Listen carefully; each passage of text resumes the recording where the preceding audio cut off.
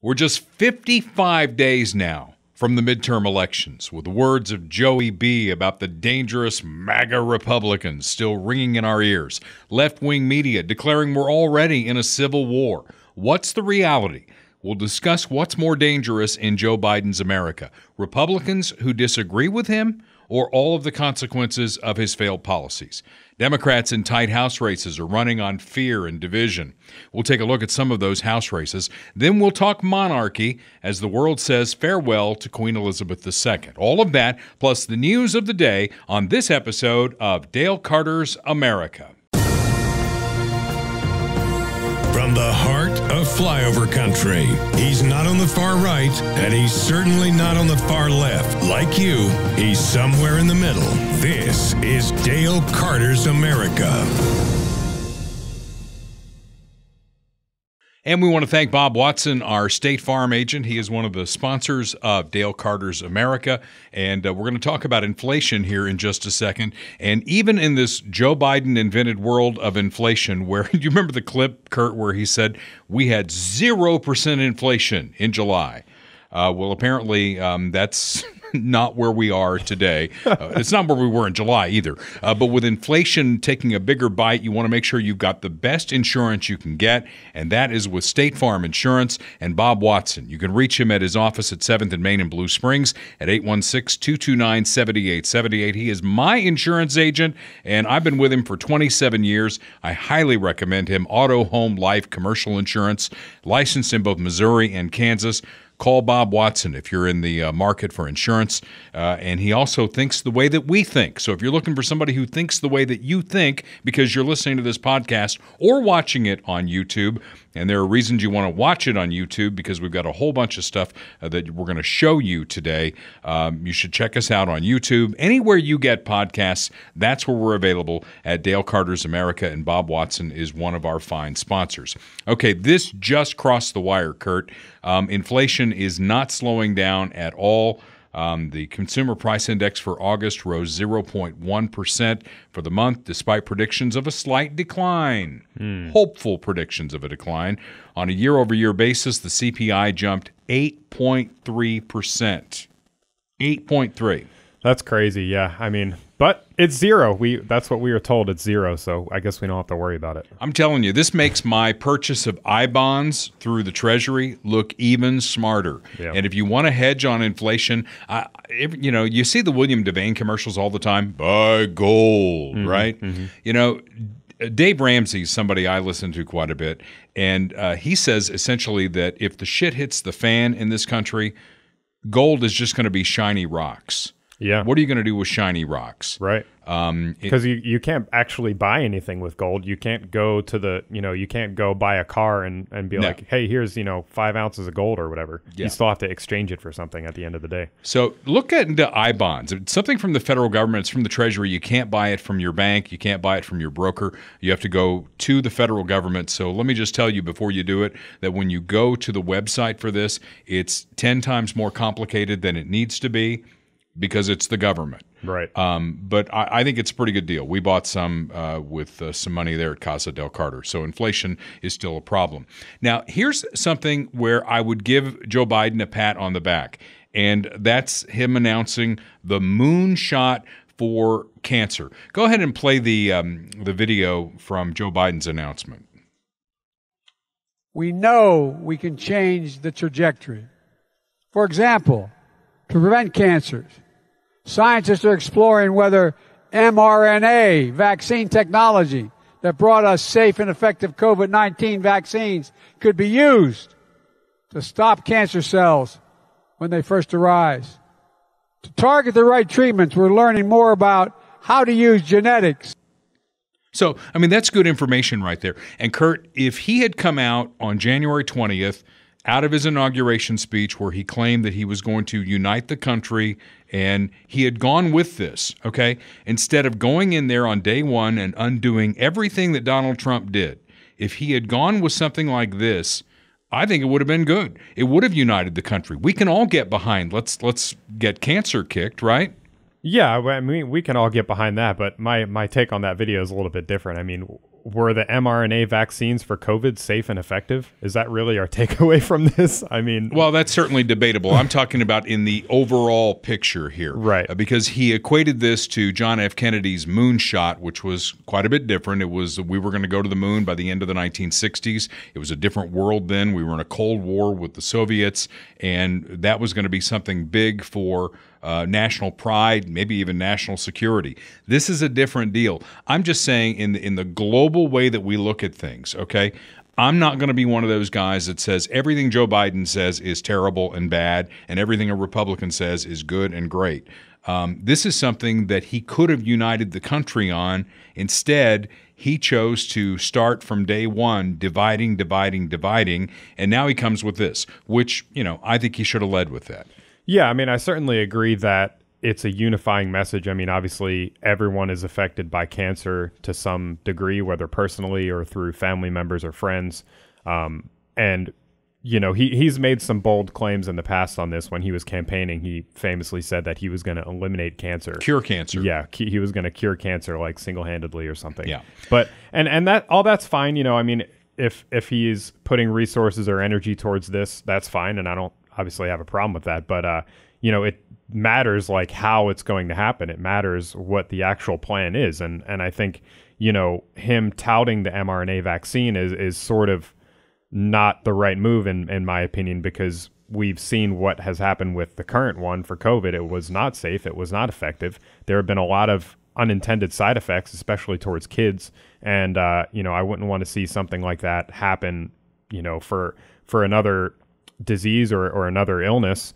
And then on top of that, it's furthering big pharma and all this other stuff. I mean, how much money are these people going to be making off of it? I want something that actually works. I want to actually end cancer. I don't want to just wax virtuous and virtue signal about we're going to do this, we're going to do that, and then just put more money in the pockets of big pharma. Okay, well, that's probably the last nice thing that I'm going to say about Joe Biden on this episode of Dale Carter's America. We're going to go to the next thing. This also happened yesterday as we record this podcast on a Tuesday. He basically trashed all American airports, and he did it, in his old man voice, his grumpy old man voice. America invented modern aviation. But we've allowed our airports to lag behind our competitors. Today, not a single solitary American airport, not one, ranks in the top 25 in the world. The United States of America. There he goes. Not one. Not one. Airport ranks in the top 25 in the world. What in the hell's the matter with us? Okay, well, I got a long list of what in the hell's the matter with you. And we can start there. I mean, first of all, I dispute that. I don't think that there's not an American airport in the top 25 in the world. I mean, how do you measure that? What metric is he using? I don't even know. Where is he getting that from? And, let's take the middle of the country, because Kansas City, Missouri is putting $1 billion into a brand new airport terminal. Right. So you're saying our brand new airport terminal can't squeak into the top 25 in the world? Right. Well, I mean, it just goes back to how are you measuring it? Because in my opinion, the current Kansas City airport is one of the best in the world, because it takes like 15 minutes to go through security and get to your gate. Like, how are you measuring it? Is it how expensive it is? How many, how many Starbucks and, little, right, niche food joints where you can pay $15 for a bagel with cream cheese? Or is it, the safety, or what are you measuring? Well, I can tell you this, that one of my favorite shows, and as somebody who doesn't like to fly and is kind of scared of it, you might find this odd, but I watch Air Disasters on the Smithsonian Channel, okay? And that might have something to do with it. Most of the episodes of Air Disasters are not in America. Right. It's like, someplace over in Southeast Asia or down in South America or something like that. So, I dispute what he says, but then it's how he said it, okay?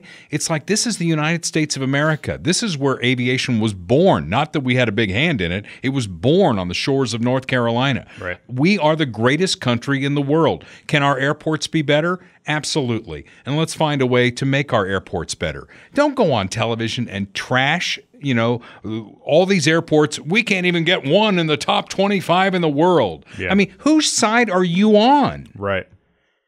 The American president should go out there and say, hey, we're tops in the world. Can we be better? Absolutely, we can be better. Right. not this. I mean, this really pissed me off. I don't know if you noticed that or not, but I heard this on a newscast. I'm sitting in my car outside a Quick Trip waiting to go in and get a drink, and I'm like, well, what did he say about that? And he went off. You just heard the cut, and I don't know. It pissed me off. Yep, I agree. Okay, so another story out of the news here. Amtrak is canceling some long-distance routes. The first national railroad strike in 30 years could start on Friday. Now, this does not affect Amtrak or its workers, but Amtrak uses a lot of freight rail lines, and they would be shut down during a strike. Now, that's something the president could get involved in. He could bring the parties to the White House. It's been done before. Yeah, absolutely. I mean, people really underestimate the power and significance of freight rail specifically in America. I mean, so many of our goods and products are delivered via rail, and it's the best way, really. I mean, it's more energy efficient. It can carry higher volumes than trucks or boats. You know, it's better for the environment if you care about that. So this will have a significant impact if it's not concluded. But again, this gets back to leadership. Okay. Yeah. Lead on this. Don't pull out the Democrat playbook. Find a way to make this Trump's fault. Make it MAGA Republicans' fault or whatever like that. Be a leader. Be a national leader, because this is something that would affect the entire nation, and get involved. And I just don't think he's got the capacity to do that. No. We'll see. The Alex Jones trial is starting, and I know you have some thoughts on that. He's the guy who basically says, Sandy Hook was a hoax? Well, I'll give my thoughts in a minute. Give your thoughts, because I don't know a whole lot about it. I just know the trial's starting. Yeah, so basically, Alex Jones is sort of this right-wing, you could call him conspiracy theorist or, internet guy or whatever. I personally am kind of a fan. I like Alex Jones a lot. But he made some mistakes. Everyone's made mistakes throughout their career. And he had some speculation about Sandy Hook being, a false flag and all this kind of stuff. He was reporting what other people were saying about it. He had some theories of his own. But now they're coming after him. The government and the victims of Sandy Hook are coming after him for a bunch of money. And he's going to 3 different trials. They already had one trial where he has to give them $45 million or something like that. And to me, it's very troubling, because it's basically criminalizing speech. He didn't call for anyone to do anything violent. He didn't call for anyone to harass these families. He had some theories. He had some speculation that was incorrect. He's been totally correct about a bunch of other things, including COVID, China, the Bidens, everything else, the Clintons, Epstein, to name a few, and he's been right about all those things. And on top of the ball, ahead of the curve on all those things. He got this one thing wrong. And because he is this polarizing figure, they're going to come after him and make him pay a bunch of money. So it raises the question, where do you draw the line? Are we criminalizing speech now? If somebody has a theory that's wrong, is that punishable by a fine or by, civil penalties or whatever? Because, every single mainstream institution in America, including the top levels, including the president of the United States, has had all kinds of theories that are totally true. We're going to get to them, comparing MAGA Trump supporters to 9/11 terrorists. They had all these theories about COVID that were totally inaccurate. And now people are paying the consequences. Children who had to go to school for 2 years with masks on their face, which now we know are pretty much totally ineffective. They have all these detrimental effects happening to them. So where do we draw the line? This is totally, a political hit job in my humble opinion. And it's very sad to see, because this, Alex Jones is an inflammatory figure, but if they can come after him, then they can come after other people. They can come after us too. Well, it's chilling when you talk about criminalizing, speech and the First Amendment and all that. The first thing that I thought of, number one, we were taught as broadcasters from a very early age, you can't yell fire in a crowded movie house. That's kind of the test, the standard for that. But based on what they're suing him over, there was no action step involved there. No one's life was in jeopardy. So let's say I go on the air and I say it's going to be a sunny day today, and it turns out to, rain, torrential rain and all that, and you, based on my sunshiny forecast, drove out into this and got killed in a car accident. Right. Am I liable? No. No. Well, I mean, let's see where these lawsuits go. Yeah, and I mean, even the fire in a crowded movie theater trope. I mean, it's so overused. First of all, I'm kind of tired of hearing that, but it's not even totally accurate. I mean, you can yell fire in a crowded theater if there's a fire. You know, you can. Duh. You can, like, it doesn't. I think a better example would be like overt slander. Yeah. Or, calling for violence and things like this. There are reasons that we do have limits on the First Amendment. It's not a blanket, amendment that you can just say whatever you want and get away with it. But in this case, he was formulating theories just like every public figure formulates theories. This one happened to be incorrect. And because it was incorrect, they're coming after him for, just on the first trial alone, nearly $50 million he has to pay. All right. And that's just from number one. So we'll see what happens. Let's bring it back closer to home. Gardner Edgerton, one of the school districts in the Kansas City, Kansas City, Kansas metro area, is considering a gender policy. Under the proposed policy, students would be required. This is something they have to put in writing now. When I went to school, you didn't have to put this in writing. Under the proposed policy, students would be required to use the restroom or locker room that conforms with their gender assigned at birth. Critics of the policy say it would be harmful to transgender students, and there's going to be a vote on the proposal at an upcoming meeting. All right, we got a little clip here. The 60 seats in the boardroom were full. More people moved to an overflow room. The revised policy proposal says staff should use a student's preferred name and pronoun, but it adds that the district must first be notified and a parent or guardian must be involved. LGBTQ advocates, like a student you're about to hear, say outing to an unsupportive parent can be dangerous. Nobody here is trying to turn your kids trans. They're trying to make sure that trans kids don't turn into dead kids. Okay, I gotta pause it there. Please. First of all, yes, they are trying to turn your kids trans. I mean, we see this everywhere.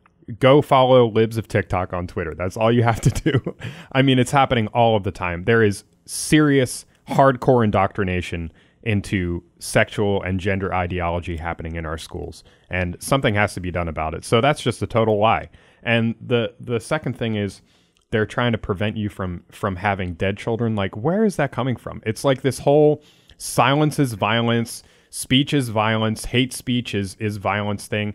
It's BS. And that's the left's go-to defense on any of this stuff is if you speak out against their ideology, if you speak out against what they're doing, you're a threat to democracy. You're calling for violence. You're a terrorist. You're all of these terrible things. And that's all they have to go to because they can't speak on the merits of any of these issues.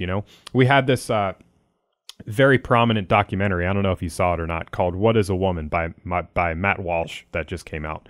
And if you haven't seen it, you should go watch it. I don't often recommend people check out other things on this podcast, but it's well worth the price of admission.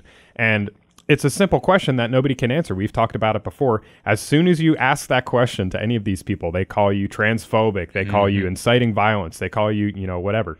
And so it's just not true. And we can't get a Supreme Court. We can't get a Supreme Court justice to answer the question. Yeah, exactly. Yeah. Well, here's another thought on that. Actually, I have a lot of thoughts on this. First of all, if I have a biological female going to school, and she comes to me and says, I'm uncomfortable because this guy basically with a penis says I'm a girl and I get to go into your locker room. I mean, what about those kids? Right. And their comfort level? I mean, why don't we solve all this? We'll just have boys, girls, and other. And, if you don't fit into either, I mean, if you're a biological male, instead of going into the women's locker room, the girls' locker room, we'll just have other for you. Yeah, I mean, that is a possible solution, but even that, it just obfuscates the truth of the situation that there is boys and girls, and that's the end of it. I mean, even that it's capitulating to the narrative to do that. Obviously we shouldn't have men in women's locker rooms, and you bring up a great point about that, especially in high school. There's all kinds of shenanigans going on already. But middle school. Yeah. We're going to do this in middle school? Yeah, or middle school or anywhere else. And then, we have troubling trends that are sort of connected to all this too, with the drag queen stuff and with some of these teachers where, a lot of these drag queens that are being put in front of kids at these events are being caught basically being pedophiles. They have criminal records of pedophilia.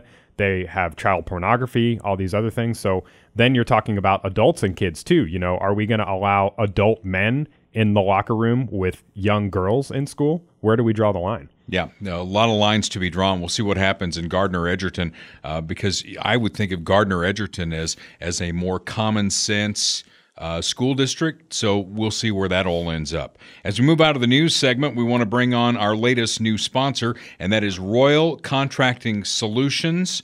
Austin Watterson is a great American. His company is based in Cass County, Missouri, USA. By God. Now, I say all of that to say this because now they've gotten into solar. Mm-hmm. And it's not that they're out there saying, we're going to save the planet. This is more about, you saving money on your electric bill. And I've done some research on this. Austin did part of my roof. Most of my roof is still the shake shingle roof. You can't do solar on a shake shingle roof. And we're talking about getting the rest of the roof done so I can take advantage of this because I got a buddy who has an office building that's right around the corner from my house, Kurt, and he basically goes months without getting an electric bill. He's got solar on both sides of his building, and he told me it's really helping his bottom line. So if you would like to get your electric company out of your house, call Austin because he's got some great solutions. And again, this is not about politics. This is not about virtue signaling. It's about getting the electric company out of your house. Yeah, it's about, saving money in the long term and taking ownership over everything that you can. I talked about this last week. People are getting more into sustainable living, into growing their own food, into farming, things like this, because the future is so unsure. We don't know what's going to happen. And this is one way that you can do that is to take ownership over your energy with this. Royal Contracting Solutions. I can't read the monitor from here, Kurt. Can you get the phone number off there? It's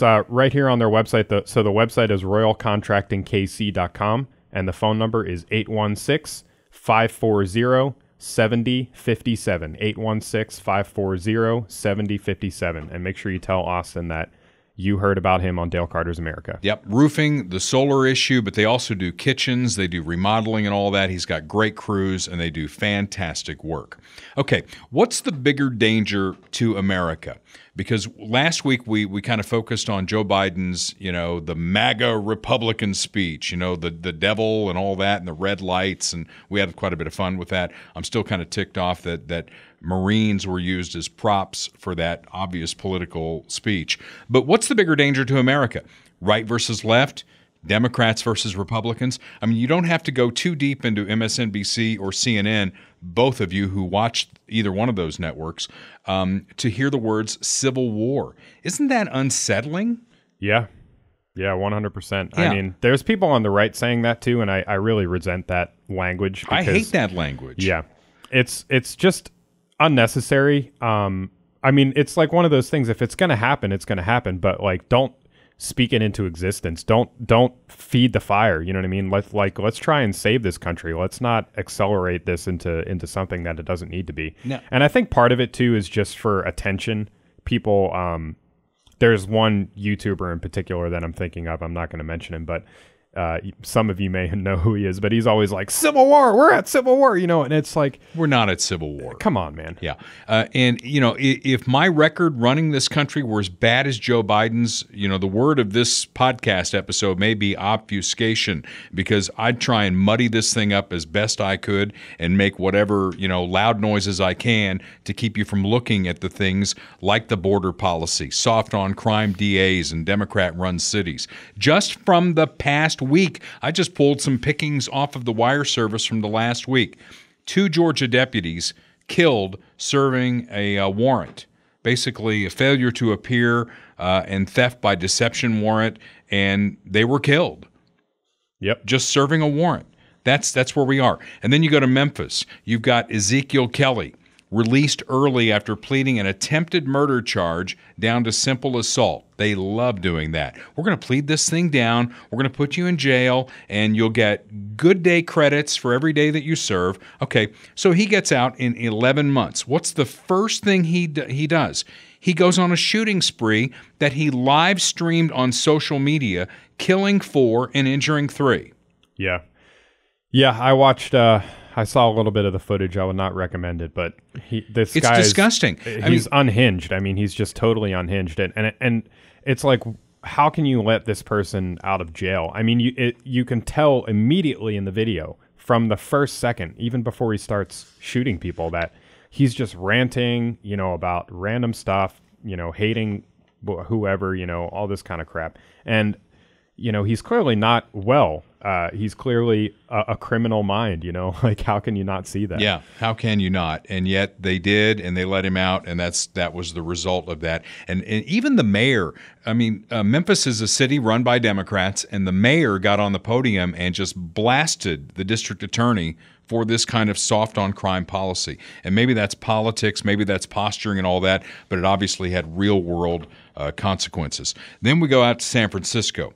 Law enforcement near San Francisco says a woman was beheaded in the middle of the street with a machete. Yep. This is going on in our cities. Now, the first one, Joe Biden might say, well, if guns weren't so easy to get, that guy wouldn't have a gun and he wouldn't be out there on a shooting spree, live casting it on social media. Are we going to get rid of machetes now? Mm-hmm. Are we going to get rid of, knives in general? I mean, you can do damage with a Swiss Army knife. We're going to get rid of those? Yeah. There was a great, I might be able to find it, but there was a great Marjorie Taylor Greene clip that I saw on Twitter where some UK reporter was like, well, we don't have any gun deaths in the UK and, mass killings like you do here in America. And she's like, you have mass stabbings, lady. Like, what are you talking about? Yeah. Go back to your country. We get back to the bottom line on all this is you cannot stop someone who is intent on doing harm and mayhem from doing harm and mayhem. If you take the tool away, they'll just find another tool. Yeah, absolutely. It could be a knife. It could be a car. It could be a gun. It could be their bare hands. And if people don't have the right and ability to protect themselves with whatever instrument that they see fit, then you're going to be more likely to get away with it. Maybe there would be less stabbings in the UK if people were able to protect themselves with guns. Because you pull out a knife, the classic saying is don't bring a knife to a gunfight. So maybe that would actually work. And then bringing it back closer to home, sorry for the thunks, by the way. If you're just listening to the audio portion, I dropped all of my notes on the floor and my headphones were hitting the microphone on the way down. So that's the noise. Okay, bringing it home to Kansas City. And I guess I was wrong about something. I thought we basically were averaging a murder a day. Apparently, things are getting better, maybe, than they were in 2020? Barely.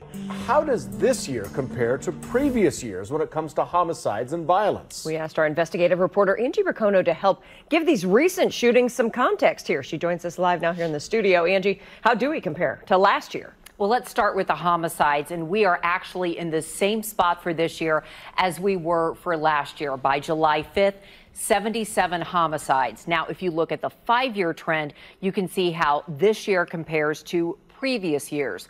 2020, you have to remember that it was a record year for Kansas City.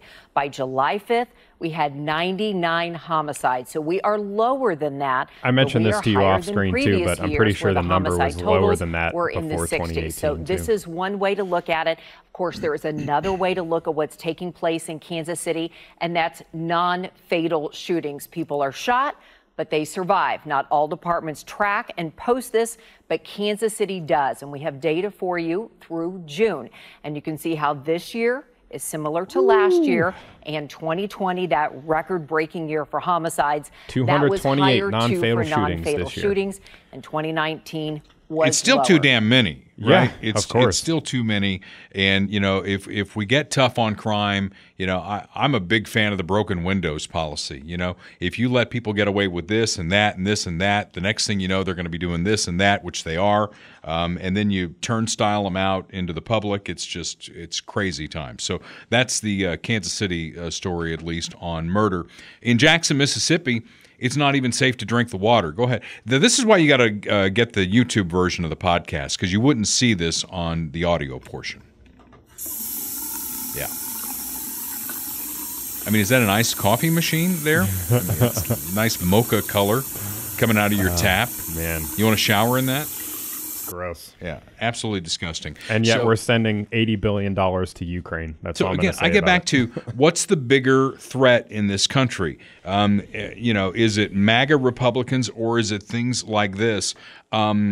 Because when you run a city, and really, if you think about it, the United States is kind of a big city, things that affect all of us. That's why we have a president.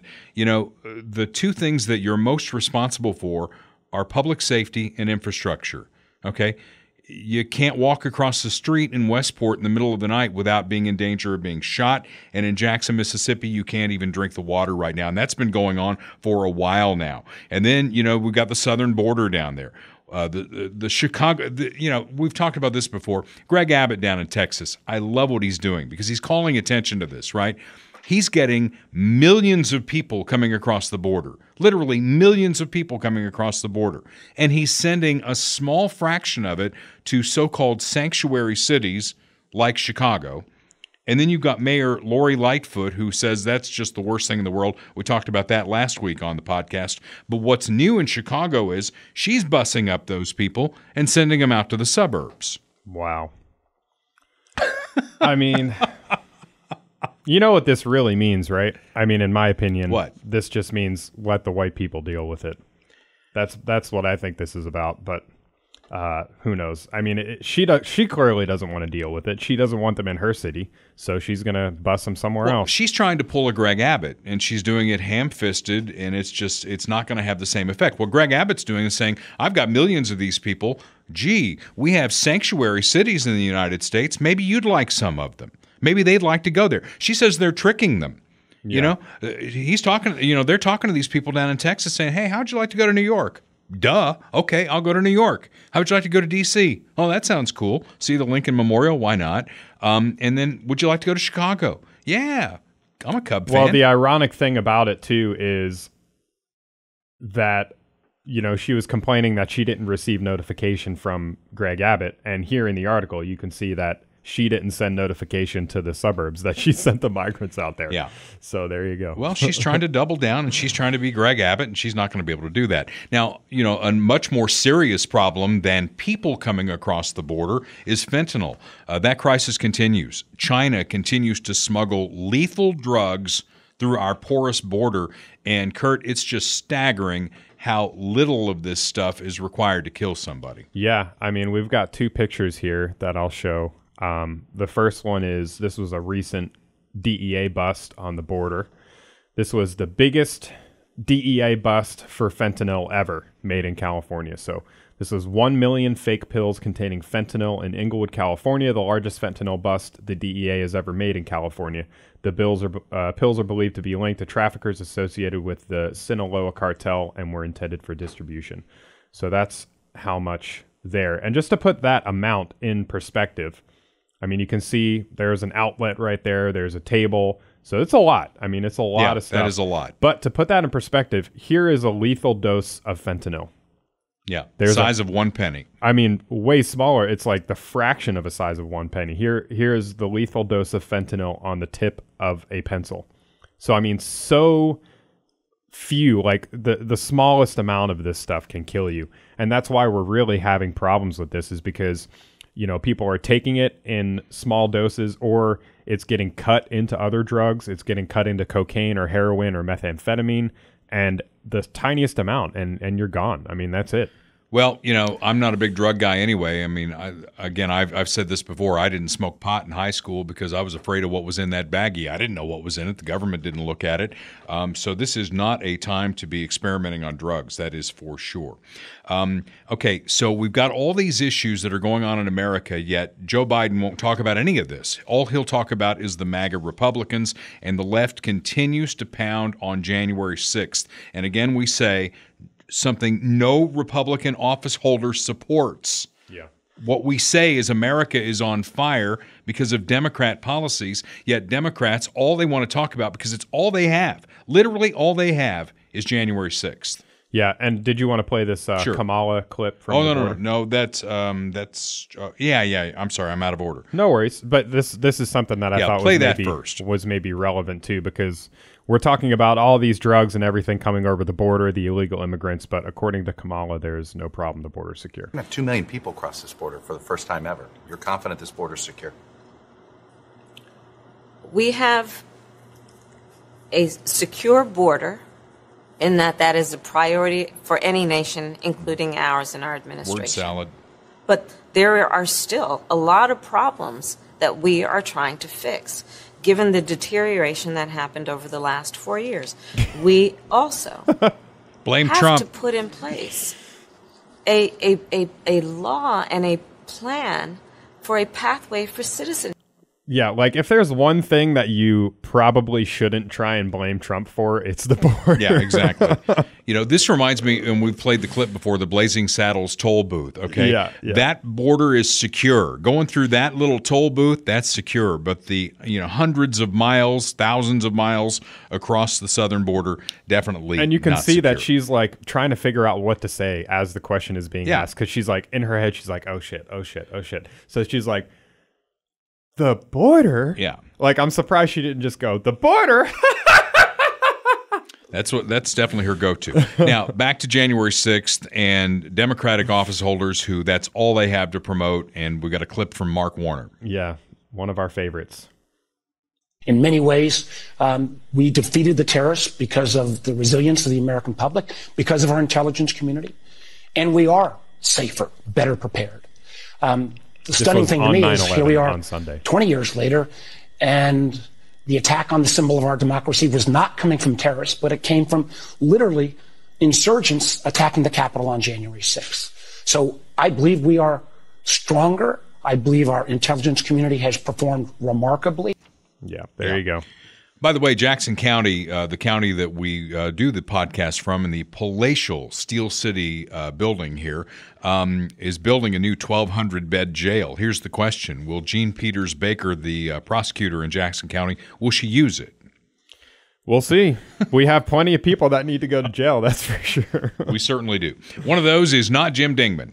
Jim Dingman runs Funhouse Pizza. He is in Lee's Summit and in Blue Springs. We can announce to you now so you can make plans that October 6th, that's a Thursday, we will have a live podcast event at Funhouse in Blue Springs on 7 Highway. That's right. If you're listening to this podcast or watching, you are the first to hear about this because we haven't made any events for it on Facebook and anything like that. So you've got the first opportunity. Get your tickets now. Just kidding. There's no tickets. Circle the date, though. And, Jim always has something fun in terms of a giveaway. And I know the Chiefs are in town that weekend. And a lot of times he'll put really good Chiefs tickets up for grabs at events. We'll get more details as we get closer to it. But we wanted to get a date on the calendar. And we have that date, October 6th at Funhouse Pizza in Blue Springs. That's the one on 7 Highway. And Funhouse is great pizza, number one. So we know we're going to eat well that night, right? Yeah, absolutely. Cold beer, fun events. In fact, we're doing this on a Thursday night, not a Tuesday night, because Jim has so many parties booked. We had to find an open date on his calendar. Yeah, exactly. So there you go.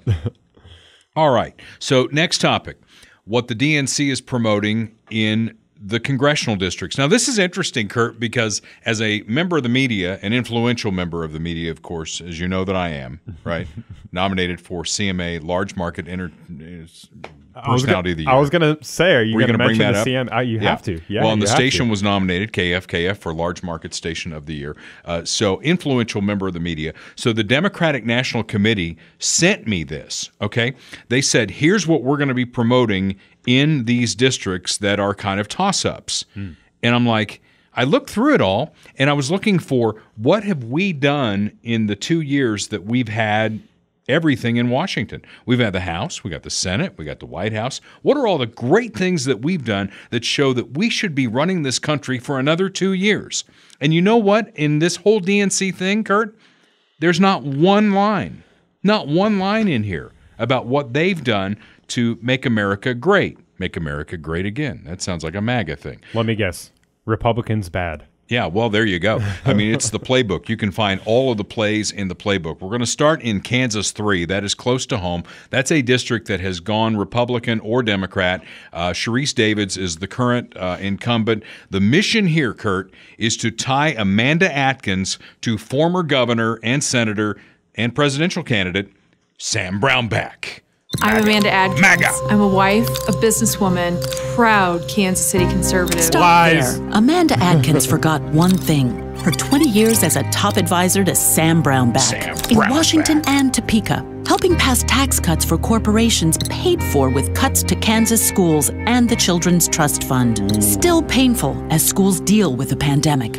Our children deserve better. Atkins is right. Better than her and Brownback. I'm Sharice Davids, and I approve this message. By the way, before we get too deep into this, what does the House of Representatives have to do with local funding? I'm Amanda Atkins. I'm Amanda Atkins. Sorry. That's a good question. Is that a federal issue? Is that a national issue? Well, it's sort of become a national issue because of the Department of Education, right? I mean, they determine through Common Core and through all of these federal standards that they're doing. They determine who gets what funding in a lot of ways. So. Well, if the Republicans take over the House, which we hope they do, they control the purse strings. And, Mark Alford is a dear friend, and he's going to be my congressman from the 5th district. Fourth district in Missouri. They should defund all that stuff. Yeah. They have the power to do it. Stop pussyfooting around and defund this shit that belongs in local markets like education. And that way, maybe Sharice Davids could talk about some of the great things that she's done as a congressional representative from District 3. Meanwhile, she has to tie Amanda Atkins to Governor Sam Brownback. Yeah, I mean, a great way to respond for Miss Atkins to respond to this ad would be like, yeah, she's right. I actually want to eliminate the Department of Education, and here's why. Isn't that great? That's exactly what she should say. Okay, Iowa 3, going after a Republican for taking money from a Chinese PAC. This may sound somewhat similar if you change the party. I'm Cindy Axney, and I approve this message. Communist China is working hard to weaken the U.S., challenging our military, stealing trade secrets, and putting politicians like Zach Nunn in their pocket. Zach Nunn took thousands from a Chinese government-owned business, and Nunn supported a tax break that gave the company more than $1 million of our tax dollars, and worse, helps the Chinese beat out Iowa businesses. Zach Nunn's out for himself and his donors, not you. Yeah. Now, seriously, look at the White House, where the President of the United States is arguably in a compromised situation with China, and you really want to play that card? Yeah, it's kind of one of those things, man.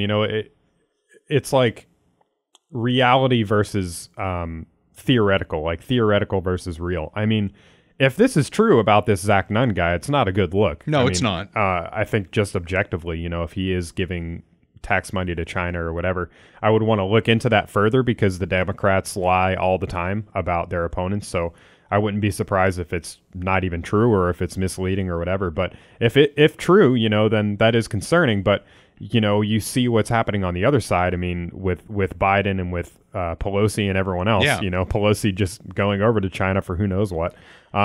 So, yeah, I mean, the double standard is very clear. But in a vacuum, I would be concerned about that if it was true. But let's see what ties Cindy Axney has to China. Let's maybe look into that. And in a perfect world where taxes paid for the running of the government and weren't for social policy, none of this would matter because that's how they use that to divide everybody, right? Mm-hmm. It's like, well, you're struggling to live. They're giving tax breaks to companies. Right. That's Democrat playbook. I mean, that's 101 right there. Okay, so Illinois 17, I don't think we have a clip on this, but they're going after the Republican for lying about inflating her resume. Again, look at the guy in the White House who has lied, I don't know how many times, about inflating his resume, right? Yep. Yeah. Okay. He had to drop out of the presidential race in the 80s because he got caught plagiarizing. Well, and he's lied, I don't know how many times about his resume when he said like he was top of his class at this law school and all that, and none of it's true. And, the guy had a long career as a senator, vice president, now he's president. Why does he have to lie about his resume to begin with, right? Why does he have to lie about where he placed in his high school graduating class? It's like a clinical chronic lying type of situation. Okay, Texas 34. This is classic Dem attack. This was the seat that Mayra Flores, you may remember, flipped from Dem to Republican after 150 years of blue control. Now, Kurt wants to play this spot.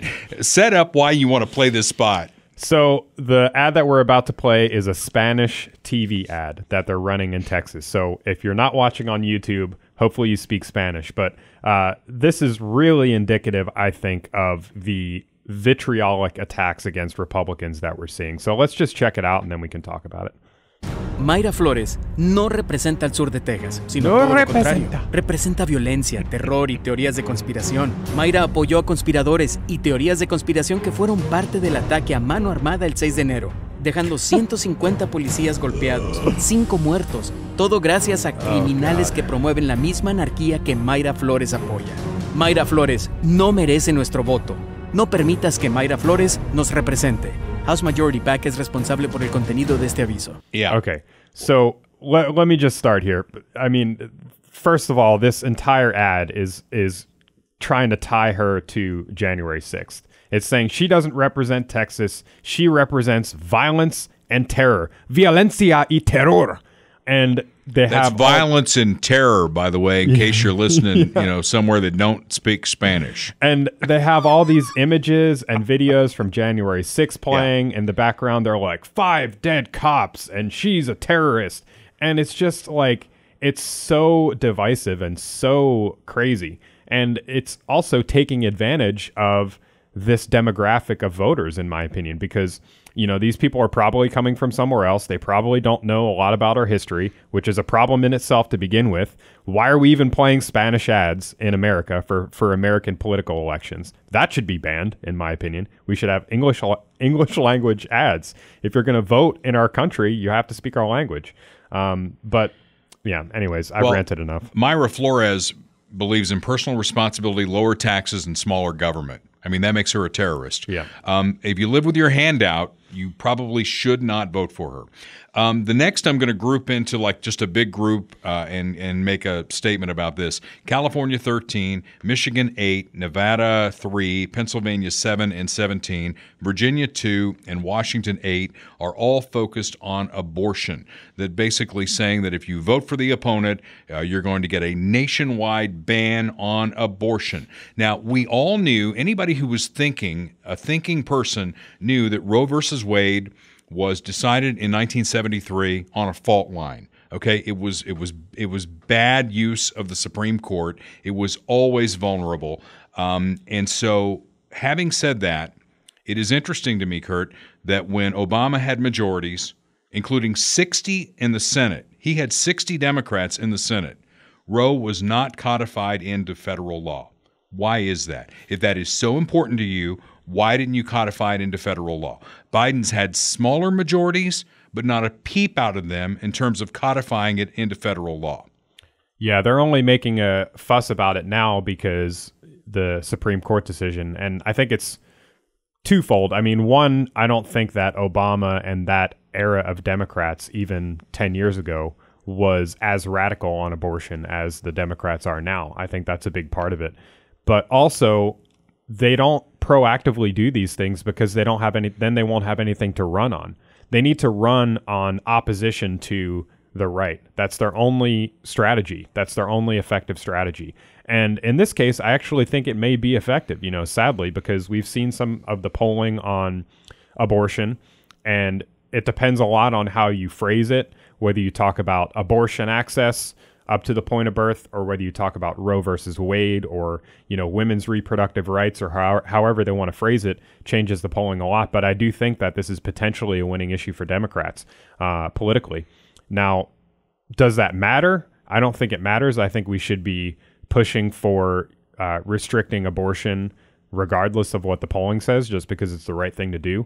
But it makes sense that all of these districts are focusing heavily on the abortion issue, because I think they're looking at the polling and they see that as potentially a winning issue for them. All right, well, let's give a little equal time here. I saw Kevin McCarthy, who is the minority leader in the House. Now, there are some Republicans who do not want to see this guy as Speaker of the House. They don't want to see Mitch McConnell as the majority leader in the Senate. They think that they're wishy-washy. But Kevin McCarthy, I thought, stated it pretty well. He was on with Maria Bartiromo on Fox Business Channel over the weekend, and he talked about basically the state of the race and where we are, Democrats versus Republicans. Of speaking to the people who agree, but this is hardly unity, and this is what Joe Biden promised us on Inauguration Day, Congressman. Yes, I thought he was going to unite us. He has divided us further. We're more divided today than we were on his Inauguration Day. But listen to why. Why does 75% of America believe we're in the wrong direction? Because everything costs more based upon the Democrat policies. You don't feel safe in the streets anymore based upon Democratic policies. You've got drugs running throughout. You've got a cartel. You've got more than enough terrorists that have now come into our country on the terrorist watch list than we had on 9/11. And this is a Democratic Party that has no plan to fix it, but Republicans do for a new direction. I think we need somebody that will not attack you based upon your political beliefs, but actually respect a difference of policy and unite us based upon that we are all Americans. That's something we should remember today more than ever.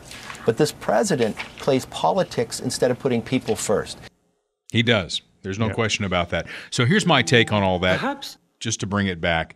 The midterm's coming up in 55 days. If you vote for a Democrat in this midterm, Kurt, well, I know you won't.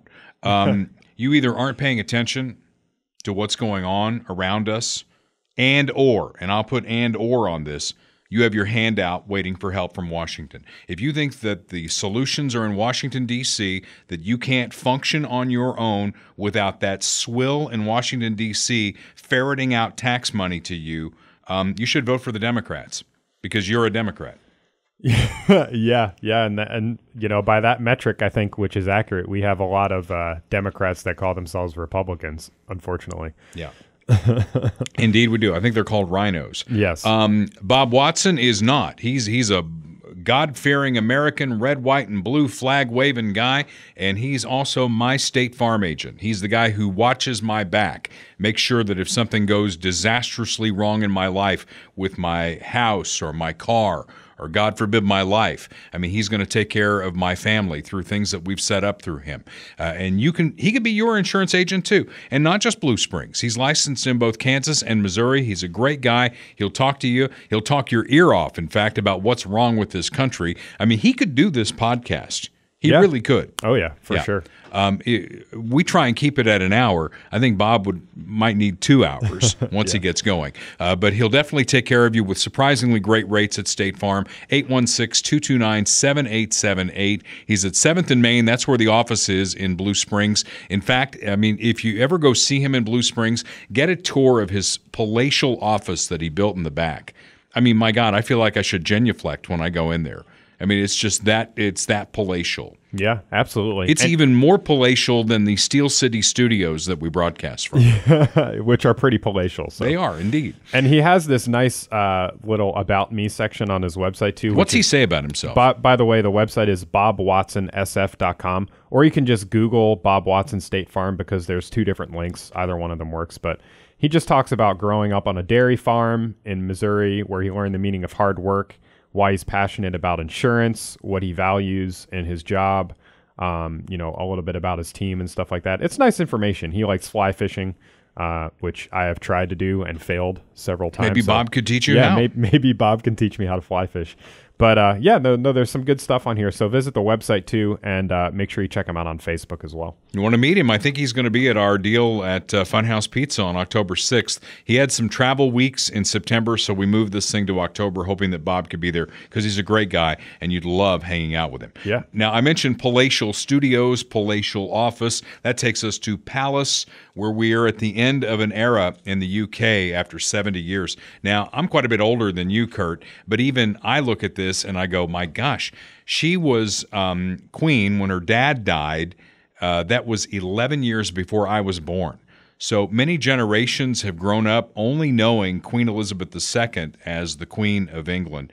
And she's been a major figure to not only the British Isles, but also throughout the Commonwealth, which includes Canada, it includes Australia as well.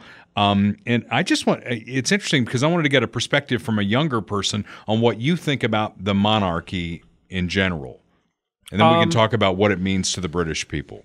I don't really care about it. I mean, I sort of have this like gut reflex of like, you know, we fought you off in 1776 type of thing. But I think there is a lot of reverence there too. I mean, the queen, this queen in particular, not even necessarily the monarchy in general, but this queen in particular was a class act. I mean, she was in power for 70 years, something like that. I mean, I posted some pictures on the Facebook page. Her first president that she met was Harry Truman. And so she's been around for a long time, and she has avoided, scandal. She's been really a class act, and I think sort of the epitome of traditionalism in the true British sense of the word. And there is something to that. You know, I think that traditionalism, should be embraced in a lot of ways. I don't know how I feel about the monarchy really in general. I don't really care about British politics, but I think there is something there, and that she should be respected in that sense. It's changed quite a bit. The monarchy in the United Kingdom has changed quite a bit over the years. You reference the Revolutionary War when George III was the King of England, and the king had a lot more power then, right? Mm-hmm. Henry VIII had a lot more power. If he didn't like you, if you crossed him, you'd lose your head. Okay. Speaking of losing the head, Charles III now is the King of England, and the first two Charleses. Do you know the history on this? Not really. Charles I, was king, got sideways with Parliament and lost his head. They chopped his head off. And Charles II fled to France. And for a little bit of history there, England tried being a republic. But what they ended up with was a dictator. And it's like, well, we can't have that. And so they went to Charles II and they said, we'll bring you back to England, but here are the rules moving forward. We're going to run this country with parliament and a prime minister and all that. You'll be the head of state, and our prime minister will be the head of government. Now, the equivalent there in the United States is we have a president of the United States who is both head of state and head of government. And where we've gotten sideways on this thing, Democrats and Republicans, Kurt, if you go back to the history of the United States, you might have disagreed with a president on policy, but by and large, they acted in the same role that the Queen acted in, which is basically head of state, which is like, I'm here for when things go sideways. I'm going to make you feel better about being an American. Right. I'm going to pull this country together under one united banner. That's what the Queen did so well for 70 years, and what presidents have done well. And you could name presidents of both parties.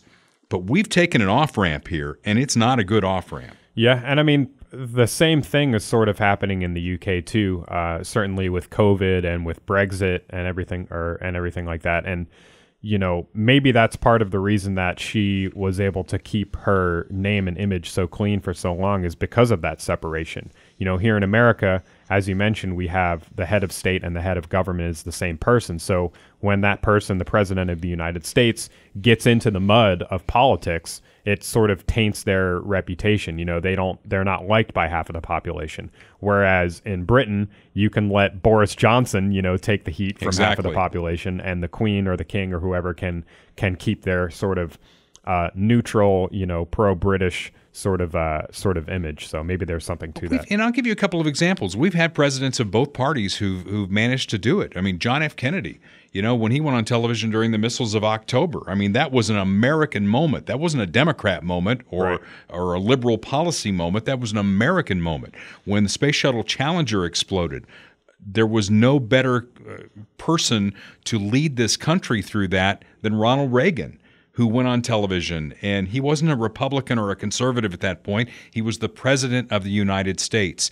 And, maybe Trump was one of the guys who went off the rails on that, and Biden, bait and switch Biden. He went out there on Inauguration Day and said, I'm bringing it back. And we've shown you example after example on this particular episode of where he's not doing that. Yeah, he's doing the exact opposite. Yeah. And that's what frustrates me is, I don't really mind the partisanship so much because there are serious evil forces at work in America that need to be contended with. But what bothers me is this fake unity, fake, I'm the president for everybody thing. Like, everyone knows that half the country is going to like you and half the country is not going to like you. Like, don't pretend otherwise. You're just lying to yourself and you're lying to the American people. It's BS. I think I'd be a great president. I think so I could do that. I think I could do the things that need to be done. In fact, I honestly think that I'd be a great benevolent dictator. Yeah. If you think about it, I'd be a benevolent. I wouldn't chop anybody's head off, but we'd get shit straight. Well, just don't chop my head off. Give me a cabinet position. How about that?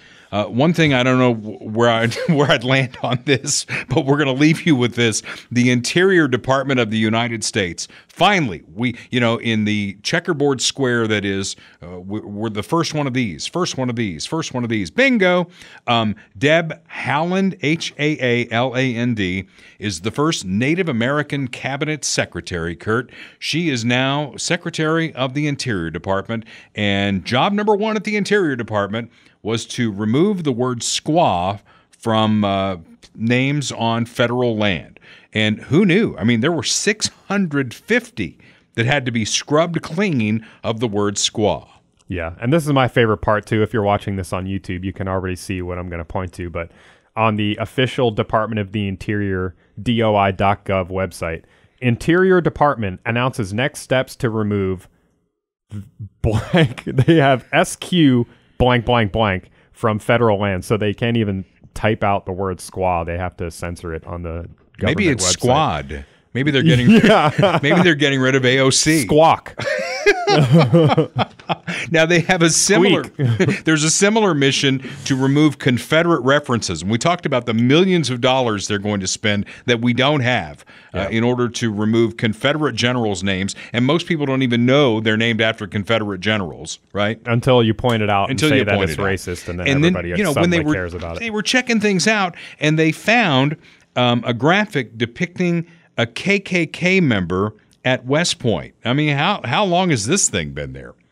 Who knows? That's a good question. I don't really know. I mean, it could be Robert Byrd, the sainted Democrat from West Virginia, who was a member of the Ku Klux Klan. So this is the thing here. This is at West Point. So you can see History of the United States, dedicated to the graduates of West Point who served in World War II and the Korean conflict. So there's a bunch of stuff here. It's like a bunch of different historical representations.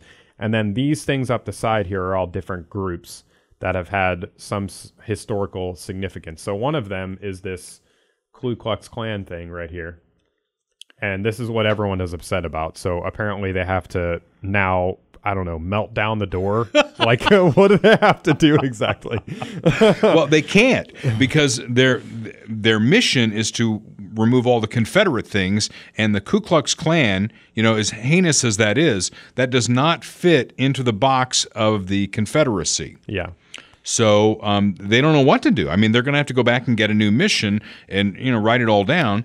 Well, they're just going to keep finding things to be upset about. I mean, it's a freaking it's like a 5-inch tall plaque on a door. Yeah. Like, is that really ruining your day? If that is so offensive to you, then you probably need to check yourself, not check the freaking door, because you got some serious problems if you're going to let that bother you that much. Well, and if you're one of those people who wakes up every morning and looks for something to be offended by. And I know they're out there. They call the radio station. I can't tell you how many times, and these calls all get routed. They comment on our posts on Facebook too. Well, they get routed to Mark, and it usually starts with, "I'm listening to this station for 25 years, and I can't believe you just did that."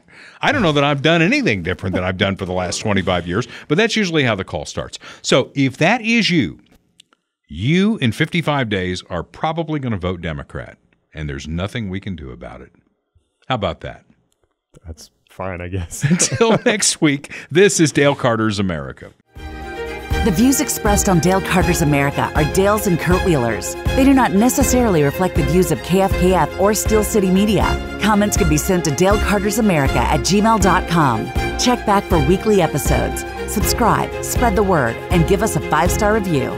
Thanks for being a part of Dale Carter's America.